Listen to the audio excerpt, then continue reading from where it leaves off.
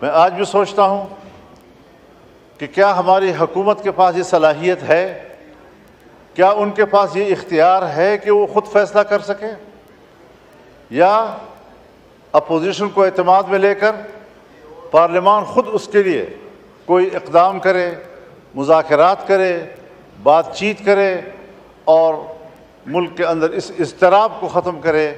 ہم پراکسی جنگ لڑ رہے ہیں، یہ ہمارے اپنے مفاد کی جنگ نہیں ہے، بلکہ عالمی قوتیں دخیل ہو رہی ہیں اور عالمی قوتیں اس صورتحال کا فائدہ اٹھا رہی ہیں۔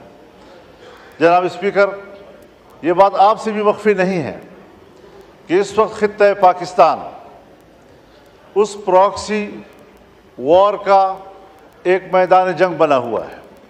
امریکہ، چائنا، سی پیک اور گوادر، یہ سارے وہ معاملات ہیں کہ جہاں پر ایک سرمایہ کاری کرنا چاہتا ہے جس کے ساتھ آپ نے معاہدات کیے ہوئے ہیں، لیکن آج ان میگا پروجیکٹس کے سامنے رکاوٹیں کھڑی ہو گئی ہیں۔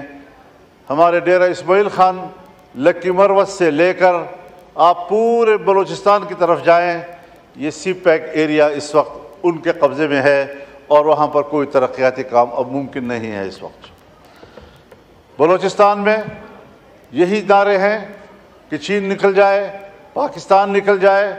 حالات یہاں تک چلے گئے ہیں، سنگینی کی صورتحال کا اندازہ آپ اس سے لگائیں کہ کچھ ایریاز میں آج اسکولوں کے اندر، کالجوں کے اندر پاکستان کا ترانہ نہیں پڑھا جا سکتا، ان کے اندر پاکستان کا جھنڈا نہیں لہرایا جا سکتا، ان کے کلاسوں میں پاکستان کا معاشرتی علوم نہیں پڑھایا جا سکتا۔ یہاں تک صورتحال چلی گئی ہے اور ہم دیکھ رہے ہیں آنکھیں بند کر کے کہ شاید شکاری مجھے نہیں دیکھ رہا ہے۔ اس تمام تر نازک صورتحال میں ہمیں قدم اٹھانا چاہیے، بڑی خود اعتمادی کے ساتھ ہمیں قدم اٹھانا چاہیے۔ حکومت کو بھی اپنی ذمہ داری پوری کرنی چاہیے۔ ہم لڑیں گے، اختلاف رائے کریں گے، تنقید کریں گے، اپوزیشن میں بیٹھے ہیں تو اپوزیشن کا کردار ادا کریں گے، لیکن اگر ملک کو ہماری ضرورت پڑتی ہے تو اپنے وطن عزیز کی چپے چپے کے لیے ہماری خدمات حاضر ہیں۔ پارلیمنٹ کو، سیاسی جماعتوں کو، سیاسی قائدین کو ملک کے لیے غیر ضروری سمجھنا، اس سے بڑی حماقت اور دنیا میں اور نہیں ہو سکتی جو ہمارے ہاں کی جا رہی ہے۔ یہ سنجیدہ صورتحال ہے۔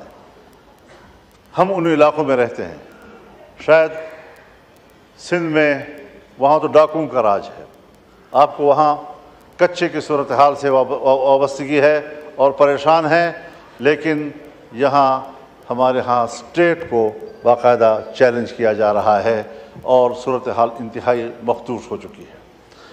تو اس سارے صورتحال میں ہمارا کردار کیا ہو سکتا ہے؟ میں اب بھی یقین رکھتا ہوں کہ اگر پارلیمنٹ سے درخواست کی جائے کہ وہ آگے بڑھیں، بلوچستان میں جا کر بات کریں، لوگوں کے ساتھ گفتگو کریں، کے پی میں آئیں، وہاں کے لوگوں سے بات چیت کریں، گفتگو کریں، تو صورتحال کو دوبارہ واپس اپنے حالت پہ لایا جا سکتا ہے۔ لیکن اس انداز سے صورتحال مزید خراب ہوتی چلی جا رہی ہے، اور میں چونکہ تجربہ رکھتا ہوں، حضرت 2006 سے اس ساری صورتحال میں جب ریاست ناکام ہو جاتی ہے تو وہاں ہم جاتے ہیں اور صورتحال کو کنٹرول کرتے ہیں۔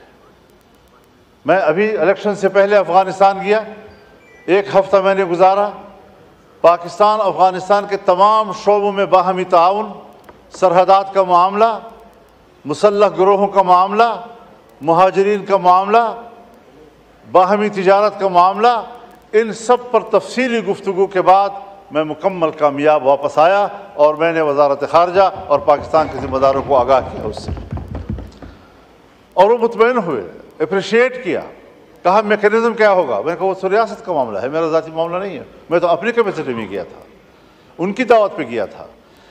تو یہ کوئی مشکل چیزیں نہیں ہیں، لیکن اگر ہم سنجیدگی کے ساتھ بیٹھ کر تسلی سے بات چیت کر سکیں۔ یہاں پر سوال اٹھائے جاتے ہیں، صاحب حملہ ہو گیا، بشام میں حملہ ہوا، یقیناً بری بات ہے، ہمیں اقدام کرنا چاہیے ان کے خلاف۔ سیدھا الزام آ جاتا ہے کہ یہ تو افغانستان کے لوگ ہیں، افغانستان کے لوگ ہیں تو افغانستان کے لوگ مجرم ہیں پھر۔ لیکن وہ 1 یا 2 چوکیوں کو عبور کر کے کوئٹہ پہنچتے ہیں، اور کوئٹہ سے لے کر بشام اور کوہستان تک 250 چوکیاں ہیں، ان کو عبور کرنا کیا وہ بھی افغانستان کی ذمہ داری ہے؟ ہم کہاں تھے وہاں پر؟ سرحدات پر ہماری فوج ہے، ان کے پاس تو اتنی فوج ہی نہیں ہے کہ وہ سرحدات کنٹرول کر سکے۔ لیکن اس ساری صورتحال میں صرف اس سے کام نہیں بنے گا کہ ہم ذمہ داریاں کسی اور پہ ڈال دیں، ہمیں خود اپنی ذمہ داریوں کی طرف بھی متوجہ ہونا ہوگا۔ دوسری بات میں یہ عرض کرنا چاہتا ہوں، یہ چیز اس میں ہے کہ پرائرٹیز دیکھنی چاہیے۔ اس وقت یقیناً یہ ایک اہم مسئلہ ہے کہ جو مسنگ پرسنز ہیں، یہ بڑا ایک انتہائی اہم مسئلہ ہے اب لوگوں کا۔ ان کے پیارے جو ہیں وہ 10 سال 20 سال سے غائب ہیں، ان کو نہ یہ بتایا جا رہا ہے کہ وہ مر چکے ہیں، وہ زندہ ہیں، وہ جیل میں ہیں، بھاگ گئے ہیں۔ جہاں بھی ہو، حکومت کی ذمہ داری ہے کہ وہ اس کے خاندان کو بتائے کہ تمہارا بچہ کدھر ہے۔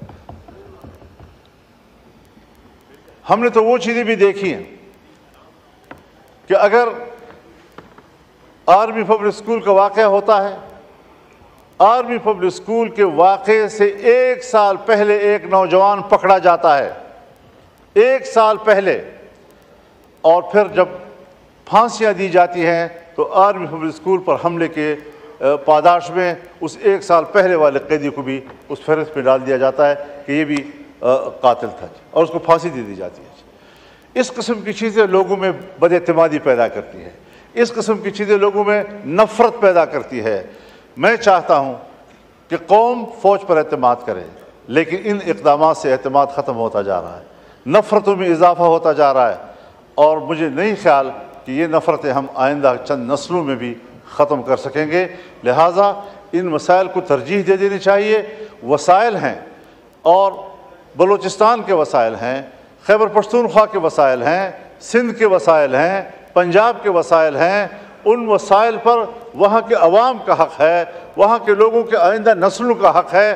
ان کو اطمینان دلا دیا جائے کہ آئین پر عمل ہوگا، اور 18ویں ترمیم کے تحت یہ چیزیں آپ کی ملکیت ہیں، ریاست کا کوئی حق نہیں ہے کہ وہ جا کر وہاں پر قبضہ کرے۔ یہی وجہ ہے کہ عام مجالس میں یہ سوال اٹھائے جاتے ہیں کہ صاحب یہ جو ساری دہشت گردی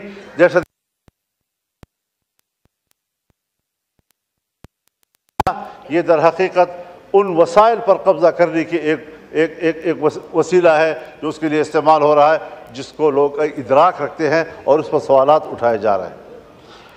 دوسری بات یہ ہے جی کہ بے روزگاری کا معاملہ ہے۔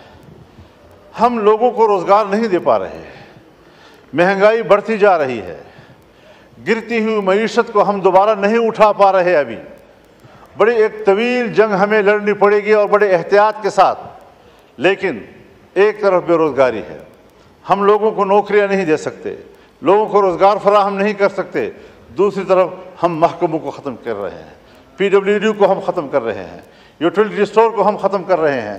7-7 ہزار 10-10 ہزار ملازمین بیک وقت فارغ ہو جائیں گے۔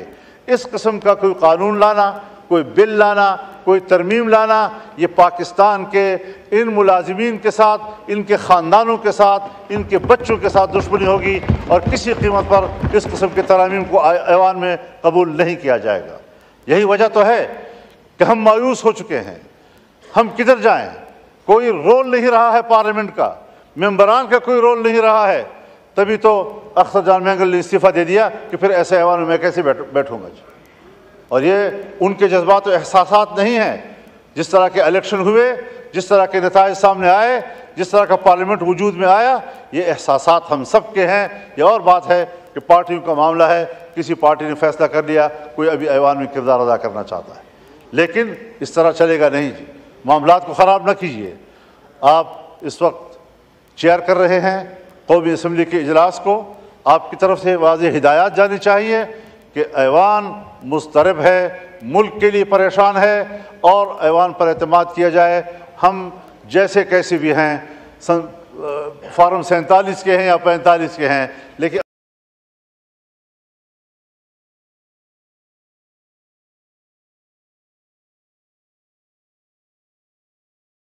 اب اس ایوان میں ہم بیٹھے ہوئے ہیں اور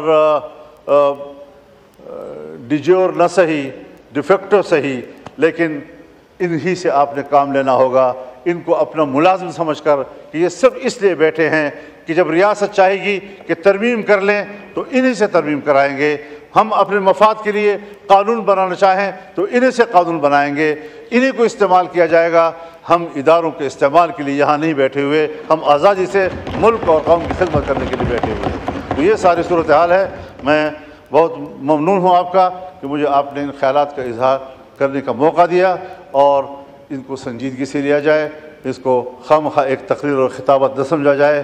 میں ان حالات کی وجہ سے انتہائی مضطرب ہوں، انتہائی پریشان ہوں اور مایوس ہوں کہ ہمارے پارلیمنٹ کے پاس کردار ادا کرنے کا کوئی موقع موجود نہیں ہے۔